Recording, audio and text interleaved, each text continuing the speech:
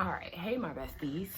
So today's video is gonna be a hubby tag since we released the introduction video and a lot of y'all were asking for me to do a hubby tag, and I promised a lot of our friends that we do a hubby tag. So today Big KG the Prodigy is in the building. We've been calling, or his mom has been calling him that since he was born, and I'll let him explain that a little bit further in detail. And we are doing hubby tag with a twist. Yes, a twist, because everything in the George household is custom and we do things a little bit differently. If you hear noises in the background, I'm sorry.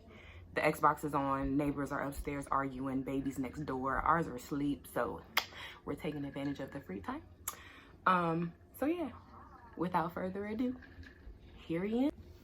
Bloopers, just kidding. All right, so without further ado, here he is. Insert applause here. Big KG the Prodigy in the building. Oh shit. That's my social media, man. That's not my real name. That's your okay, so tell him what your name is then. My name is Kenya George, top 5 that are alive. All right, so this is what I deal with on a daily basis. You supposed to be asking me a question or something? Wow. So hubby tag with the twist. So I was telling y'all we're doing this with the twist. The twist is what? I'm straight. I'm cool. Somebody's a little more intoxicated than I am, but it's okay. We're gonna make it work. All right, so we're gonna get into this. So, first question. All right, let's go. All right, how did we meet? Huh? How did we meet? I mean, we had the same 5th period in like 7th grade. Yeah, so we went to Whitman Middle School out here in VA. And this little Florida boy just walked into my 5th period PE class.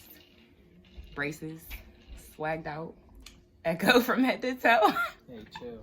With the cuff jeans, because that was the thing back in the day. So we were what? 12 and 13? Yeah, you know. Of course, I'm older. You was 13. He never lets me forget. Sure. Anyway, next question. What was your first impression of Bree? I thought you were mean as hell. Wow. And then, cause she hung out with like the whole group of friends was like mad mean, you know, like aggressive. But I mean, you can't be nice to everybody out here in these streets. I mean, true, but her butt was fast, so I was like, I'm gonna deal with this. Wow. What if your mom sees this? We have twins. Oh God. Okay. Like, yeah. She knows what happens. Yeah. Okay. Like, you can't just make them out of the thin air, yo. Next question. Do you remember our first kiss? Oh, it was in the hallway at Mount Vernon. We're just gonna make people mad. Yeah. We telling on ourselves. Like freshman year. All right. So nobody really knew that we were like talking to each other until. Well, a lot of y'all didn't know until we popped up married. But yeah, this been in the works for a long time. Okay. A little bit. Next question. When did we meet each other's families? Well, I met your family as soon as we moved into Abbott. For real, because your mom was like real nice. So, my house was like the house that everybody could come to, and my mom would cook you food. She cooked y'all food before she cooked for me, but yeah, whatever. You know. So, funny story. I lived on the 3rd floor. Yeah. He was on the 1st floor. Yeah.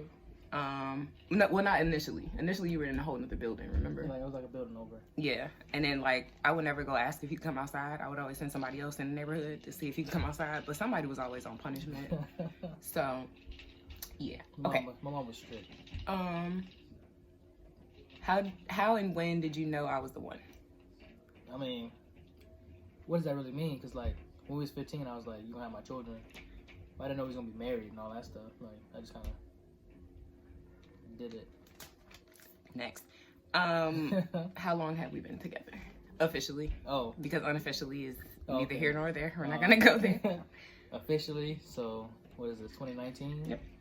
End of 2019? So 4 years and some change that we've been together, like officially. So we've been married for 4 years and some change. So what was that, 2016? 2015. We've been married for 3 years and it's almost 4 years. It's not 4 years and some change. Almost 4 years, babe. You are like, but we've been dating about that. About like 4 years and some change. Yeah, okay. So All right, so here's like a little quick game within the game. What's my favorite food? Crab legs. Ooh, he got that one. My favorite drink, non-alcoholic. Coke from McDonald's. Yeah, it's because it's crack. Okay, what's my favorite color? Purple. Ooh, he's acing the test. Another question I've gotten from my weight loss page is, how did you feel at first about me having gastric bypass when I first brought the idea to you?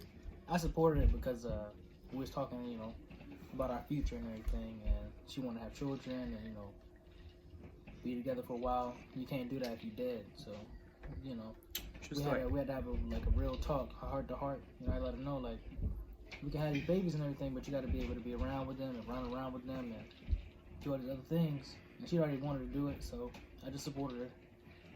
So when she wanted to actually go to these meetings and start her diet before they do it and all that, you know, the whole process, I was like, all right, I'll be there for you. So here we are. So to piggyback on that question, what was it like initially being married to a plus size girl versus being married to a regular size woman now? Well, I mean, really ain't no difference because, like, on the outside, she's smaller, but, like, on the inside, like, she's still big Bree, so it don't really... True enough. Nothing, like, True enough. She'd be like, oh, I'm hungry, and then we, like, eat. And, like, maybe an hour, she'd be like, yo, like, what we doing for food? Like, son. You making me sound real big right now, but I'm gonna let you live. I'm gonna let you be great. Do you have any questions for me?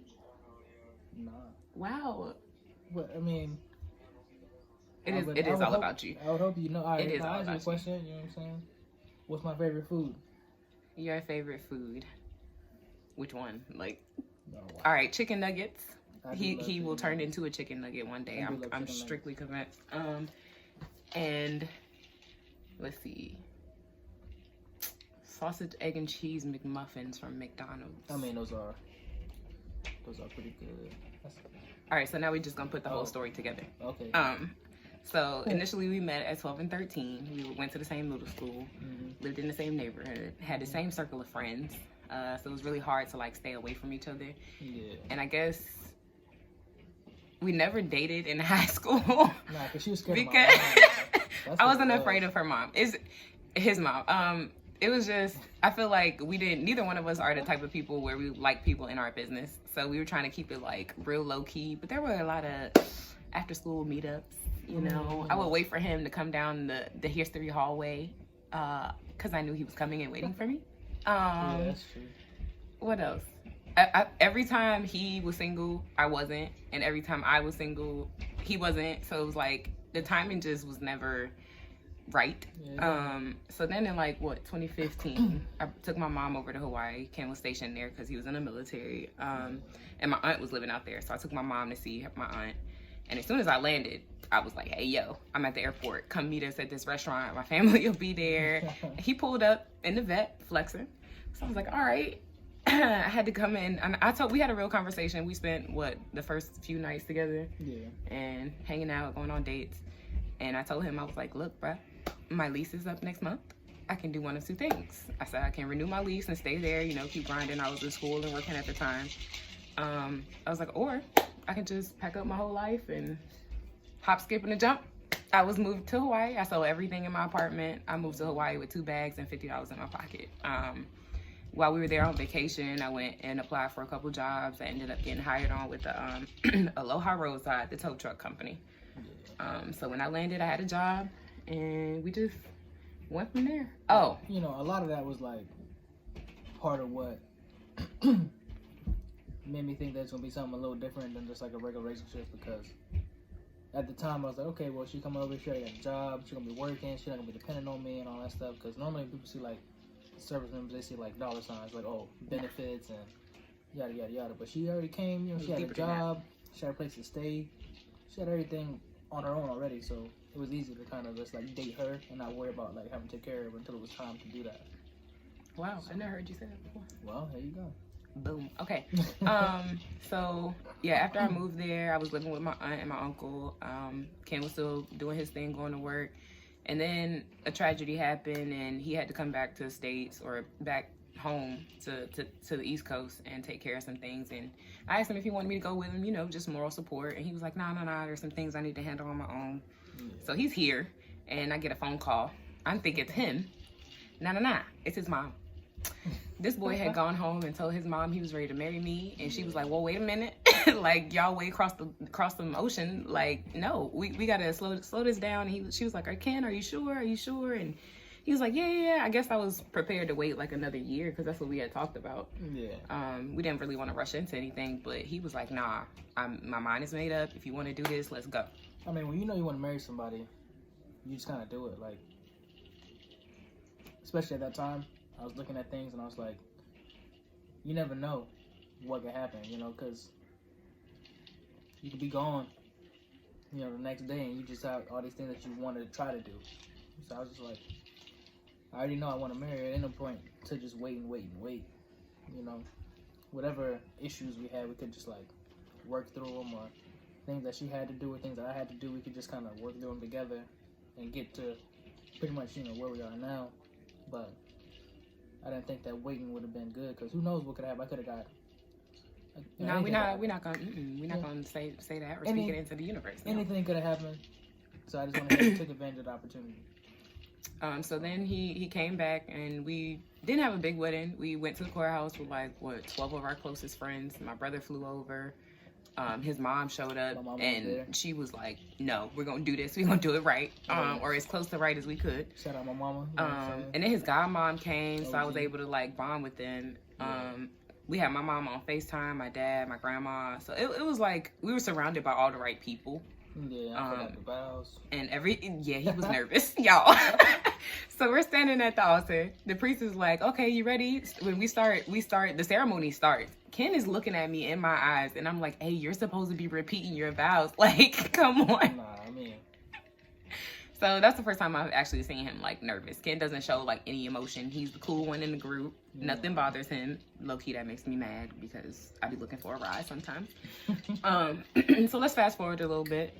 We moved back here after being there for what, 3 years, 3.5 years? Yeah, 3 years. We moved home and I'm pregnant. We knew I was pregnant. We found out I was pregnant 2 weeks before we were supposed to get orders to come back home. Well, we had an argument about him leaving the freezer open. So we were staying with one of our best friends, and I was like, Ken, you left the freezer open. I was like, I know you did. You were the only other person to go down there. So we're arguing about this freezer being open. Somehow I end up crying. I'm leaving the house. I was like, yo, I'm not usually this emotional. Like, what is going on? So I drive to the PX, and I got a pregnancy test. Within they say wait 3 minutes for the clear blue. Listen, as soon as I peed on that stick, it was like, hey, you're pregnant. So I was like, okay, one of two things is happening. No, then he goes downstairs and fixes a drink, and all his homies are on the Xbox. So I grabbed the headset, and I was like, hey, y'all, I got something to tell y'all. So 2 of his closest best friends, Derek is number 1. He's like my brother. And one of our other friends we grew up with, I was like, hey, y'all, got something to tell y'all. But I'm talking real fast into the mic because I'm trying to hurry up before he comes back. And I was like, I think I'm pregnant, and I don't know how to tell Ken. And I was like, oh shit, but don't say nothing. All right, he coming back by. And I just hung up, I just threw the headset down. So all I heard was Derek say, oh shit. So then he comes upstairs, and I go back into the bathroom, and I take another pregnancy test because I just don't believe it. You know how they sell the 3-pack for hundreds of dollars. I'm like, it ain't that expensive. But yeah, so I took the second pregnancy test, and I come back in the room. He looks at me, and I just have this look on my face, and he's like, what's wrong? I was like, nothing. And I start crying. So then he gets off the game. He's like, no, for real, tell me what's wrong. This is not how I imagined telling him that I was pregnant. It was going to be all cute and staged, and I was going to record it. Hold on. Anyway. Hold on. Nah, she is making herself sound way more composed. Wow. What really happened? Y'all want to know what happened? She went to the bathroom. She peed on a stick. She was crying. She came out. She threw this stick at me. All right? It had the cap on it, so I wasn't throwing piss at him. But she threw the whole thing at me. Just boom. And I was like, oh shit, what is this? And first, it looked kind of like a thermometer, and I was like, yo, why are you giving me a thermometer? Then I looked at it, and I was like, oh, this is a pregnancy test. That thing said pregnant or whatever, and I was like, oh. Yeah, because I got the one that actually says the word instead of doing the positive, and because that's confusing. So he looks at me, and he was like, well, this is what we wanted, right? I was like, yeah. So fast forward a little bit, we get orders, we pack up everything, we come home. And the day we landed, we flew into 2 different airports, first of all, because, Army is great about making plans and keeping families together, but whatever. So he got home before me. His mom picked him up from the airport. Then they drive all the way to BWI to come get me. Yeah. And as soon as I get in the car, I'm knocked out. I mean, just head thrown back. I'm exhausted after traveling for 28 hours and being pregnant. So I get home and we're riding. We're going to get something to eat. And Ken's mom is just staring me in the rearview mirror. And I was like, why is she looking at me like that? So my mama knew what was up. Yeah, she already knew. That mother's intuition had already kicked in. So the next day we took her out to dinner and gave her this card that says like, surprise, we're pregnant, blah, blah, blah. So we go to the Pregnancy Help Center on Sacramento Drive. And they're like, okay, well, we need to verify your pregnancy. We need to make sure that everything is like it should be. So can you wait in the waiting room and we'll take Bree back. We'll do some things and then we'll call you back. They bring up the monitor. First ultrasound. And the lady is like, okay, so are you ready to see your babies? I looked at her and I was like, are you kidding? And she was like, yeah. She's like, no, so what is this? I said, there's one baby, sure. And then she keeps going. And she's like, what is this? I said, okay, that looks like another one. So I'm sweating. And then she was like, okay, so what's over here? I said, I was so in disbelief. And then I think I was like apologizing. So they brought him into the room and I told the lady, she was a little Australian lady. And I said, if you don't want to see this black man pass out, I suggest you make sure he's sitting down before you tell him what the hell is going on. So she does the same thing to him. She was like, okay, what's this? And he was like, all right, that's a baby. Like, he's excited. So I'm looking at him because I know what's coming next. And she keeps counting. And she was like, okay, what's over here? He said, oh, that's another one? Then she goes to the third one. I've never seen my husband turn white. Hey, look. I mean, it was a lot going on at the time because I just came back from a deployment. And then I got the military pretty soon after that. And I just moved back home. And we don't plan to have a baby. You know, we talked about it, like let's have a child, and then we'll go from there. See if we want to have more, and then all of a sudden, like we went from 1 to 3. Yeah, just we went from 0 to 3. Yeah, in a heartbeat. So when we do things, we get things done. Okay. So fast forward a little bit more. Ken was still working. He was trying to, get things in order for us to have this new place. He was trying to get us moved in. I was so sick that I couldn't work. I had something called hyperemesis. I was so sick from like 3 weeks. I kind of knew that I was pregnant, but it's because my hormone levels were so high because I had so many babies inside me. And I don't care what they say. I keep asking the doctor if me having gastric bypass has something to do with my fertility going up. Because I was told that I had endometriosis. I was told that I had PCOS and I would never have kids. So I was just like, all right, well, we went from having 1 baby to 3 babies. People kept asking me if we were doing IVF. And I was like, listen, that's expensive. No, we're not doing that. So the twins were conceived, or the triplets were conceived naturally. The first and the only appointment I went to by myself. My swimmer swim. Listen, we don't, that's a little TMI. Anyway, so the first and only appointment I went to by myself was the appointment where we lost our 3rd baby, which was Zion. He's still very much a part of our lives. We still talk about him. We pray to him. We say his name out loud. We light candles for him. And whenever we celebrate the twins, we celebrate him too. Because he was, a part of our life. I mean, he's still here because my son is gigantic. Yeah, Zaire ate his brother. And I don't know how we're going to explain that to him.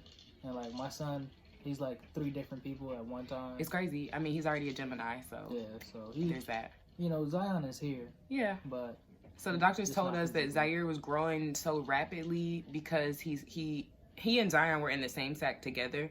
And I guess there wasn't enough room for them. So what happened was, they say it happens, it's more common than people think, but it's just that technology has advanced so much that we were able to like see it happen. So there was one appointment that I went to by myself, and we heard Zion's heartbeat like the first time. And that appointment that I went to by myself, Zion was gone. He had just vanished. He and Zaire were in the same sack, and Zaire kind of like absorbed him. And Zariah was just kind of hanging out by herself, so she was good. That's her stilo. That's what she does even now. Yeah. So it's kind of like we had a miscarriage within a pregnancy, and I would say that it caused a rift between us because like both of us were going through trying to like process it at the same time, and we kind of weren't on the same page, and I wasn't being as open as I should have been with stuff because I was trying to like just keep trucking. I felt like I just had to just keep pushing in order to get them here. So yeah, that's the story about the triplets turning into twins. Yeah. And then fast forward again, we go to have them. I know already I'm headed toward a C-section because listen, Zaire's head was gigantic, and I said that when I saw it on the ultrasound, I wasn't pushing him out. But what really saved us at the end was I felt like something wasn't right at my very last appointment. I was 36.5 weeks. And my doctors were like, oh no, we just want you to keep them in so at least 40. You can make it. I had been losing weight around them the whole time. Yeah. I couldn't work. It was just a lot. I was trying to hold down like different jobs, and jobs were just like, look sis, you need to go home and like prop your feet up because this is not working. So Ken had to deal with that. He was the only one making money in the house. That was stressful. It did create a strain in our relationship, but we were able to come back together. And yeah, sometimes I had to work like 13, 14 days straight, but yeah, I was willing to do that because I want to take care of her, I want to take care of my babies, you know, because like I never seen a husband or a man take care of my mom. My mom had always been the one taking care of everybody. So, you know, my whole life I wanted to make sure that when I had a wife, that she not do the same stuff. So, whatever I had to do, I was doing it. So, I mean, it was a lot going on, but at the same time, I didn't really mind it as much because it was for a good reason. And I knew that, yeah, we'd be like kind of stressed and there'd be a lot of fights and things like that. But yeah, that. Eventually, you know, we get past it, and now here we are. And I feel like that has made the foundation of our marriage a lot stronger. Every day is not cupcakes and rainbows. And just like any other relationship, you got to put work into it. Especially being married at a young age. Like, we don't have a lot of friends who are even in stable relationships. Like, and being in the military shed a whole new light on things too. Like, I saw things over in Hawaii, especially on their deployment. Listen, shenanigans were going off not even 24 hours before they left, but yeah, it's kind of crazy. I was like, this cannot be real life, and I don't want to be associated with any of y'all military spouses because I don't, that he said, she said, birds of a feather flock together. I didn't want none of it. So I kind of like distanced myself from people while you were deployed. I ended up coming home and trying to like focus on some family issues that were going on here. But yeah, I feel like going through all of that stuff that we went through in the past 2 years has made us a lot stronger. Yeah, I'd say so. A lot stronger. And then having the twins, you know, that's added a whole new level of complication to our relationship. But I feel like the both of us are tackling that as best as we know how to. Having a strong support system with our parents has been a really good thing. Yeah, shout out to everybody moms, you know. My mom don't have no Instagram or nothing like that. And she's probably gonna be mad that we even making this video. But listen, mom, we just trying to create college funds. That's all. You know, her mom. I'm not gonna try to say her Instagram name, but just like we'll put it in here. Yeah, we're gonna tag her in the description box below because mom is the GOAT. Shout out to them. Shout out to Pops, my bonus dad is what I call him. They were real instrumental. Like when we came home, my mom and stepdad came here and they were like, "Listen, whatever y'all need, we got you." Shout out to homie Derek. His name is Flim the Goat on Instagram. Bro to God. Check him out. He been down holding us down. And Derek was actually living with us at the time that I was pregnant, and we were going through all this shit. And he was like, "Look, sis, you too stressed." He was like, "I don't care what happens. Your job is to focus on them babies." And then even once the babies were born, he would come in, and Ken was at work. He would come in and he'd be like, "Look, you can't have both of them in here all day. Give me the boy." He was like, "I'll just take him and just chill with him." So yeah, he had my son watching twerk videos at like 2 months old, but it's okay. It's all good. You know, my son, he love the ladies. You know, it is what it is. That is the biggest flirt. If he is not his daddy's child. When Zaire was born, when we first saw his ultrasound, I saw that George nose, and I was like, "Listen, do you need a DNA test because he looked just like you." Look, when he came, listen, when he came out, you know, he was real bright. That's how it is with black babies. He was a white man. Out bright. But then actually, Zaire looked like a little Asian baby when he was born. Yeah, as he started getting older, but I wasn't really worried about that because you know he had like kind of his eyes the same as mine. So his whole Zaire face is the same as mine. So, the George trademark nose, so it was a wrap. Yeah, I didn't really need no DNA test because once he got a little older, it wasn't no denying it. He looks just like me, just he got his mama's skin complexion. Wow. But he's the same face. He's the same dude as I am. So, yeah. Yeah, that's my little dude, you know, so that's pretty. All right, so speaking of the twins, here they are, awake from nap time. Yeah. Oh, you turn around, Mimi? Oh, you see the camera? Say hi. So this is Ken's twin, Zaire, with the nappy hair. And there's Zariah. Oh, hi. Can you say hi? Can you give high five? Oh, big boy. Big boy. Yay. So they are currently, 19 months old, about to be. And in a few days. Zariah, fix your face. See what I mean? She can help herself. No, that's not for you. And as you can see, this is our George Circus party of 4. We went from a party of 2 and having okay, fine, bye. Yeah. We went from a party of 2 to a party of 4 instantly, and this is our life. So our next video will probably be something about lifestyle, and we'll go more in depth into our daily routines everything. and how many freaking diapers we go through in a day. Yeah, stuff like that. All right, so signing out from the George Squad. Bye.